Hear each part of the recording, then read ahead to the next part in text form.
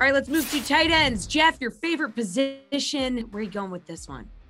Yeah, I mean, tight end is kind of a tough position every week, but this week it feels like really tough. I mean, you've got George Kittle at 7,500. I just don't know if you want to pay up 7,500 for any tight end this year. I think that the guys who want to target are in the 5K range. I'm going to go with Mike Gesicki at 5K flat. Obviously, Miami has looked a lot better, but Gesicki is still just soaking up targets. I mean, if you look at his target share, compared to even some of the elite players, like say a Darren Waller or something, Gesicki is right there step and step. He just hasn't really found the end zone much.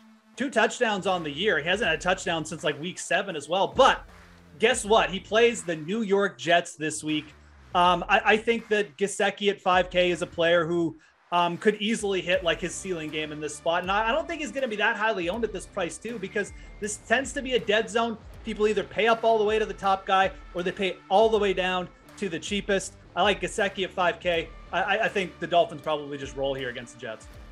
All right, Reid, tight end that you really like. I had this in my notes. Geoff will talk about Mike Gesicki, so do not talk about Mike Gesicki.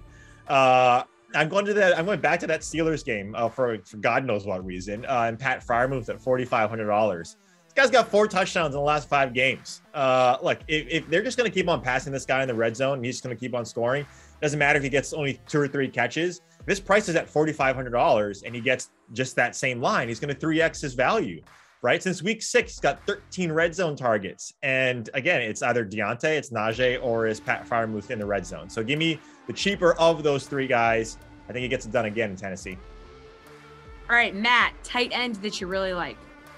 I'm sticking to the same price range. I like Kyle Pitts. He hasn't had a big game in probably 7 weeks now.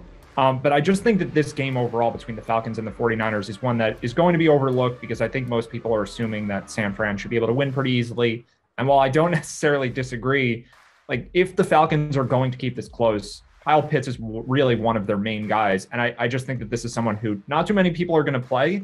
And I really don't think that he looks any different than other guys in his price range who are probably more popular, like Dallas Goedert or Dawson Knox, if Josh Allen winds up being a popular choice. I think George Kittle is going to draw a lot of attention for obvious reasons. So Kyle Pitts just seems like someone who's going overlooked. I think maybe he's a little too cheap, but he has the upside. It was there 2 months ago. He just hasn't had the big game in a while. I think it's coming at some point. It takes a while for rookie tight ends to get going sometimes, and maybe we see that towards the end of the season.